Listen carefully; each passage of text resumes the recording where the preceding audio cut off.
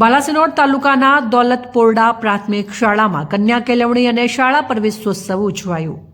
દોલતપોરડા પ્રાથમિક શાળા અને માધ્યમિક શાળામાં કન્યા કેળવણી અને શાળા પ્રવેશોત્સવના કાર્યક્રમ નિમિત્તે અધ્યક્ષ સ્થાને બાલાસિનોર નગરપાલિકાના ચીફ ઓફિસર આકાશ પટેલ, લાયજન અધિકારી રાજેશભાઈ વાળંદ તથા પ્રાથમિક શાળાના આચાર્ય ગિરીશભાઈ પટેલ તથા સ્ટાફગણ, માધ્યમિક શાળાના આચાર્ય જયદીપ પટેલ, સ્ટાફગણ તથા ગ્રામ્યજનોની ઉપસ્થિતિમાં કાર્યક્રમ યોજાયો હતો।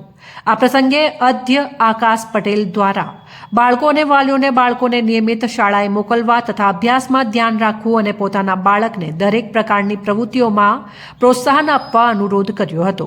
આ તબક્કે લાયજન અધિકારી રાજેશભાઈ વાળંદે પણ બાળકોને સંબોધન કરી રમત અને ગમત સાથે અભ્યાસ કરી અને બાળકોમાં અભ્યાસની રુચિ આવે અને બાળકોને શાળામાં ભણવા માટેનો ઉત્સાહ જાગે તેવી પ્રવૃત્તિ સાથે અભ્યાસ કરાવવા શિક્ષકોને જણાવ્યું હતું।